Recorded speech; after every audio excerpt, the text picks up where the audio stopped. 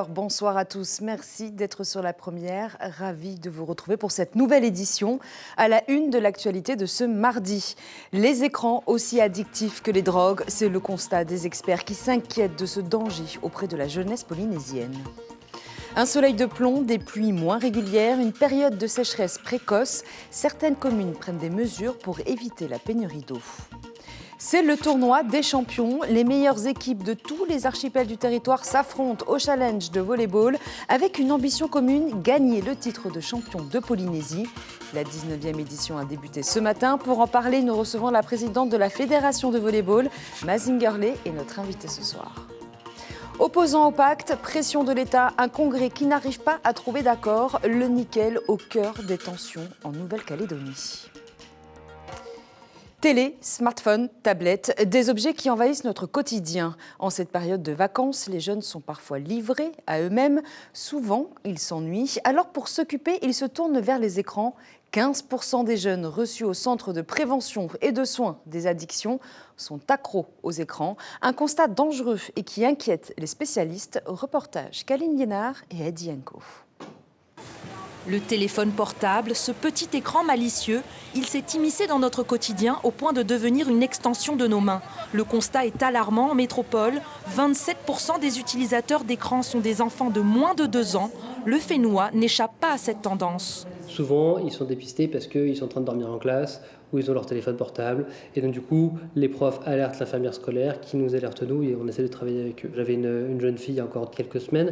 Elle venait pour une addiction à un jeu vidéo sur le téléphone mobile. Elle disait qu'elle passait 2 heures par jour. On regarde ensemble sur son téléphone. En effet, elle passe 2 heures par jour sur ce jeu-là, mais 6 heures par jour sur TikTok. Les écrans ont le même pouvoir d'addiction que les drogues comme la cocaïne ou l'héroïne. C'est pourquoi il est primordial d'encadrer leur utilisation. Car peu importe l'âge, les jeunes ont les mêmes accès. Messenger, Snapchat. Combien de temps par jour tu es dessus d'avance? À peu près 3 heures. Après, go aller faire le sport pas dehors. Après je reviens, tu peux encore utiliser le téléphone. Jouer à des jeux, je regarde des vidéos. Tu vas sur les réseaux sociaux? De temps en temps, Quels réseaux sociaux tu as? Facebook, Messenger, Instagram. Une des solutions pour lutter contre l'addiction aux écrans, des activités ludiques et sportives, c'est ce que propose le Whare Tamahau. Ouvert du lundi au vendredi, les jeunes de 12 à 25 ans ont juste à s'inscrire. Ils doivent être une demi-heure, 1 heure maximum sur la journée. Et on fait en sorte de mettre en place des activités pour qu'ils ne soient pas trop sur le téléphone. Et avant 3 ans, pas d'écran, c'est la règle d'or à appliquer pour permettre le bon développement de l'enfant. Car c'est dans l'ennui qu'il s'épanouit. On déconseille fortement aux parents de donner des écrans à les enfants parce qu'ils sont dans les apprentissages, ils ont besoin aussi d'être au contact, d'observer pour pouvoir apprendre. Quand on s'ennuie, on est créatif.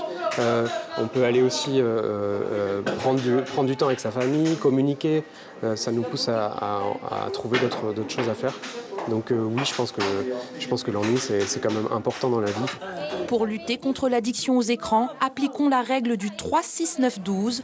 Pas d'écran avant 3 ans, pas de console de jeu avant 6 ans, Internet après 9 ans et les réseaux sociaux, c'est après 12 ans. Elle aussi rend addictive et continue d'affluer sur le territoire. Selon nos confrères de TNTV, 7 kilos de méthamphétamine ont été saisis hier à l'aéroport de Tahiti-Fa'a. Là, ça a été découverte par les douaniers, cachée dans les bagages de 2 individus. Ils ont été appréhendés à leur descente d'avion alors qu'ils revenaient des États-Unis.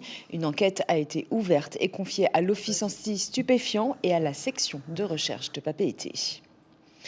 La délinquance était aussi au cœur des discussions de la réunion annuelle du Conseil de sécurité et de prévention de la délinquance. Malgré une baisse des chiffres, les vols restent très préoccupants. L'île de Moorea est la plus touchée par ce fléau. C'est d'ailleurs pour répondre à ce phénomène qu'une brigade mobile de gendarmes y est mise en place. Les explications du haut-commissaire Eric Spitz au micro de Heidi Yanko. Ce sera une brigade mobile composée de 6 gendarmes avec un véhicule qui leur permettra de prendre des plaintes au plus proche de la population. Et c'est la raison pour laquelle le maire était extrêmement satisfait, parce qu'il faut savoir que la population de Moorea, elle peut passer de 10 000 à 40 000 habitants en l'espace d'un week-end ou pendant les congés.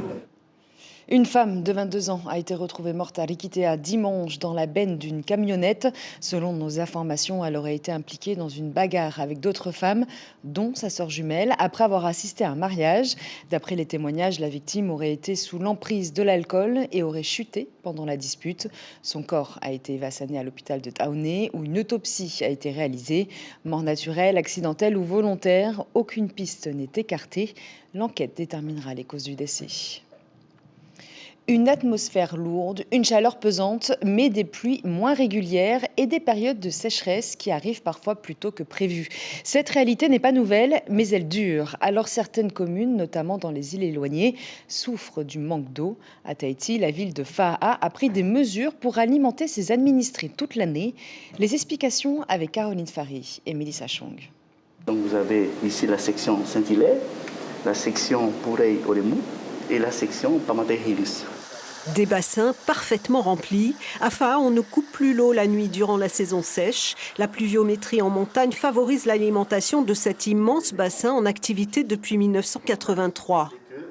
On a suffisamment d'eau, non seulement dans les forages, mais on a aussi suffisamment d'eau parce que nous avons un bassin de 48 000 m3 qui nous permet de récupérer l'eau des montagnes, depuis le mont Marau et de plusieurs captages que nous avons en montagne. Une belle économie pour la municipalité qui espère optimiser ce système et diminuer ses coûts de fonctionnement annuels. Ça nous coûte 280 millions en frais d'électricité pour alimenter tous les bassins que vous avez vus sur le tableau. On pompe de l'eau qui vient du bas, on pompe vers le haut pour redistribuer sur les hauteurs de Pour et tout ça là. Alors que là, ça vient directement de là. Ça vient directement de là-bas. Une chance que n'ont pas toutes les communes. Exemple, à Rangiroa, où l'eau se fait rare et la demande augmente. Aujourd'hui, la commune, elle livre de l'eau et on fait payer ça à la population, la livraison. Et en même temps, comme je siège à l'Assemblée, on a eu une réunion de travail avec d'autres maires des Tuamotu-Gambier de demander au pays et à l'État de relancer l'aide pour les citernes d'eau pour nos foyers des Tuamotu-Gambier. Depuis quelques années, le comportement de la distribution des pluies en Polynésie a changé, avec des épisodes moins nombreux mais plus concentrés, en cause peut-être le changement climatique. Pour l'instant, on n'a pas vérifié, on n'a pas encore eu le temps de regarder, de confirmer que cette évolution de la distribution des pluies est due au changement climatique. Donc c'est les travaux que l'on va mener dans les mois à venir. Un phénomène El Niño atypique, couplé à une saison sèche à venir, la vigilance en matière de gestion de l'eau et de rigueur sur les 3 prochains mois. Le danger de la pollution par le plastique de nos océans. Une question au cœur du premier sommet international consacré au sujet. C'était la semaine dernière à Rapa Nui. Les élus du syndicat pour la promotion des communes de Polynésie y ont assisté. L'objectif, sensibiliser les grands pays à cette problématique. Une résolution a d'ailleurs été signée et sera défendue à l'ONU en septembre prochain. Des précisions de Cyril Tetouanoui, président du SPCPF. C'est au niveau international qu'on doit réfléchir ensemble comment on peut interpeller les producteurs parce qu'eux, ils ne voient pas pollution, eux, ils voient économique, développement économique. Eux, ils s'en foutent, ils voient l'économie. Voilà. Donc, c'est vrai, on a cette conscience-là qu'il faut interpeller, mais avec les moyens internationaux. Ça, ce n'est pas à notre niveau. C'est au niveau international, au niveau de l'ONU, qui pourront interpeller ces grands producteurs de plastique tout autour de la planète pour limiter un peu la production de plastique. Du sport à présent, la 19e édition du Challenge de volleyball de Polynésie a débuté hier et se terminera vendredi. Un rendez-vous incontournable pour les équipes des archipels du territoire. 21 clubs représentés, tous avec une ambition, être sacrés champions de Polynésie dans la catégorie Excellence. Pour y arriver, les athlètes se préparent depuis un an, au niveau physique comme financier. Reportage Nicolas Suire et Mirko Van Faux. Toutes les équipes présentes ont dû s'imposer dans leur île ou dans leur archipel pour gagner leur place ici. 13 équipes féminines et 14 masculines. Toutes sont fières et font de leur mieux, d'autant que le voyage, le logement et l'hébergement ne sont pas offerts. Il faut se préparer un an à l'avance, donc financièrement parlant, puisque tout est à notre charge. excepté la fédération, elle intervient au niveau de nos billets d'avion uniquement. Hein, donc elle participe à hauteur de 70% de nos billets d'avion pour le transport uniquement. Ce matin, en lice à Fatawa, Tefareri en jaune contre Hivaoa en noir. Un match très disputé car personne n'a oublié le prix et le sacrifice consenti pour ce déplacement. On fait des ventes tous les week-ends. On essaie de remplir le compte en banque, on va dire, pour pouvoir venir ici. Ouais, très bon match. On est fiers pour notre deuxième année. Les jeunes, tout ça, ils commencent à avoir de l'assurance sur le terrain, alors que l'année dernière, ils avaient un peu de doute. Mais là, ça va. Donc on espère continuer comme ça pour les prochains matchs. C'est pas tout le monde qui travaille, mais on fait de notre mieux. On participe tous ensemble pour chercher des fonds, pour pouvoir participer au jeu. On a vendu du matinto, on a été pêcher du poisson pendant le paroi. On a fait un brunch et voilà. Ça s'est bien passé, on a pu participer. Tefareri l'emporte 2-7-1, mais les matchs de poule continuent encore demain avant les demi-finales et les finales qui se dérouleront jeudi et vendredi au stade JT à Pirée. Vendredi soir, on connaîtra les champions hommes et femmes dans la catégorie Excellence. Et pour en parler, nous recevons ce soir la présidente de la Fédération tahitienne de volleyball, Ma Zingerle. Yorana. Yorana Sylviane. Merci d'être avec nous. Alors, toutes les délégations sont arrivées. La cérémonie d'ouverture a eu lieu hier. Hivawa, Nukuhiva, Rurutu Rongirua Tahamorea. Cela fait plus de 20 ans que le challenge existe. Comme tous les ans, les équipes des îles attendent cet événement avec impatience. On l'a dit précédemment, il s'agit de champions de chaque île. Est-ce que cette compétition leur permet de se confronter finalement au club de Tahiti et de juger de leur niveau? Tout à fait, Sylviane. Donc, en Polynésie, il y a des championnats de district respectifs. Chaque île, notamment où le volley existe déjà, participe. Chaque club participe au championnat et le médaillé d'or, le champion de leur championnat, participe et se qualifie au Challenge Polynésie. Nous y sommes. Un projet d'ailleurs qui tient à cœur à chaque président, chaque club, l'envie de venir se défier au club de Tahiti et surtout pouvoir évaluer leur niveau surtout. Alors justement, quel est leur niveau généralement Donc, la plupart des clubs de Tahiti possèdent et ont justement des gamins de nos îles qui évoluent en fédéral.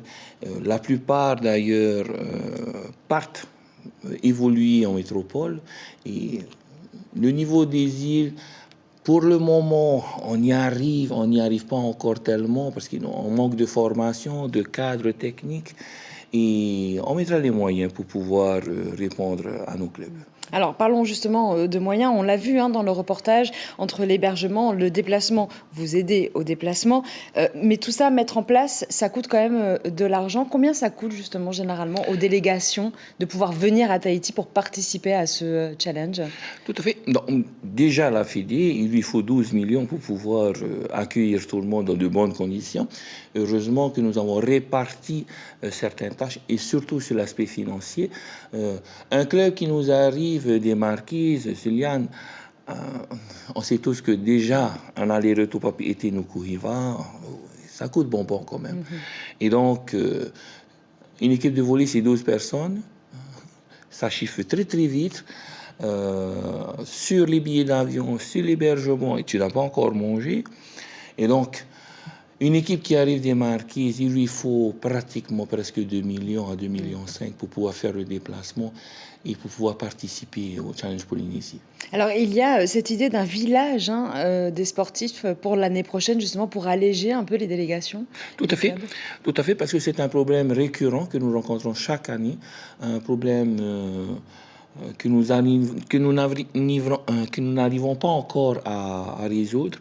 En discussion avec le Conseil fédéral, avec l'ensemble des présidents de club, nous envisageons de décaler notre événement l'année prochaine, pour 2025 notamment, vers le mois de juin-juillet, pour pouvoir réserver une période rien que pour le Challenge Polynésie et surtout pour qu'on puisse mettre en place un village des Jeux du Challenge Polynésie, notamment prioritairement surtout pour nos Iliens.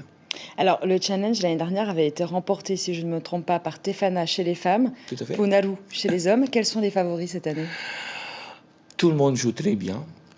Les îles sous le vent sont arrivées avec des équipes, on va dire, très satisfaisantes, car le niveau évolue. Je pense à l'équipe de Tefariri, je pense à l'équipe de Ta'a, de Bora surtout. Les Marquises, Hivaoua nous propose une équipe masculine performante, les Australes idem. Ils n'ont pas peur, ils n'ont pas froid aux yeux, je te dirais, hein, Sylviane, parce que ils ont hâte de rencontrer Tahiti en finale ou même en demi-finale. Du beau spectacle donc qui nous attend. Merci beaucoup Mazingarley. Maruru, Sylviane. Maruru, je rappelle que vous êtes donc la présidente de la Fédération de volleyball. Fidji, Kiribati, Samoa, Vanuatu, Nouvelle-Calédonie, 15 pays insulaires autour de la table pour mettre en commun les connaissances et protocoles de recherche de chacun. C'est l'objectif de l'atelier BRIC Pacifique, organisé par l'Institut Louis Mallardé au Kontiki. L'idée est de pouvoir échanger et de faire avancer la recherche en se basant sur les études de chaque territoire. Les précisions de Maïna Sabre, directrice de l'Institut, au micro de Mélissa Chong. On a besoin des populations, on appelle ça des cohortes, sur lesquelles on fait des expériences, des recherches. Et l'objectif, c'est qu'on ait un peu la même réglementation. Pour que les recherches puissent être exploitées par l'ensemble des pays. Voilà, par exemple. Barrage filtrant, personne interpellée, coup de feu tiré, la tension monte en Nouvelle-Calédonie. La raison, le pacte nickel. Alors que les sociétés sont en grande difficulté, l'État refuse d'assumer seul la facture énergétique des 3 producteurs de nickel et réclame une participation du caillou à hauteur de 8 milliards de francs. Pour l'heure, les élus du Congrès n'ont pas trouvé d'accord. Reportage sur place d'Angela Palmieri et Nicolas Falasquel. À 11h10, la circulation est débloquée après une première intervention des forces de l'ordre pour dégager le barrage filtrant contre le pacte nickel mis en place devant la tribu de Saint-Louis. Mais à peine 20 minutes plus tard, il y a de nouvelles échauffourées. Les forces de l'ordre referment les accès de la RPA. Caillassage et riposte des forces de l'ordre au gaz lacrymogène, mais on entend aussi plusieurs coups de feu en provenance de la tribu. Aujourd'hui, avec cette opération mine morte, la tension est montée d'un cran à Saint-Louis. Mais les actions menées devant la tribu depuis plusieurs jours avaient déjà alerté les Mandoriens qui traversent cette portion de route la boule au ventre. Mais l'association Citoyens Mandoriens fait le choix pour le moment de ne pas envenimer la situation. On en a vraiment ras-le-bol de subir, ça fait 40 ans que ça dure. Mais aujourd'hui, on salue l'intervention de la gendarmerie. Par rapport à ça, l'association appelle la population au calme. La gendarmerie intervient aujourd'hui, donc le calme chez nous. Et puis on appelle les gens. Tout au long de l'après-midi, la RP1 a été bloquée, débloquée, rebloquée. Plus de 100 gendarmes sont mobilisés et 2 personnes ont été interpellées. C'est la fin de cette édition. L'information principale de ce mardi, une importante saisie d'ail. 7 kilos de méthamphétamine ont été retrouvés dans les bagages de 2 individus interpellés à l'aéroport de Tahiti-Fa'a. Ils revenaient de Los Angeles. Malgré le renforcement des contrôles, les autorités constatent une recrudescence du trafic d'ice. Avec cette nouvelle prise, ce sont près de 9 kilos saisis depuis le début de l'année. À la une de votre quotidien Tahiti Info, demain, Hippodrome de Pirée, l'association EPIC sommet de quitter les lieux. Au programme de votre soirée, la série Elementary, suivie du documentaire Prenez soin de vous. Prochain point de l'information, demain dès 6h sur vos ondes radio Polynésie la première, avec Axel Mézinel et Abinera Tematahotoa. Merci pour votre fidélité, très belle soirée à tous et à demain.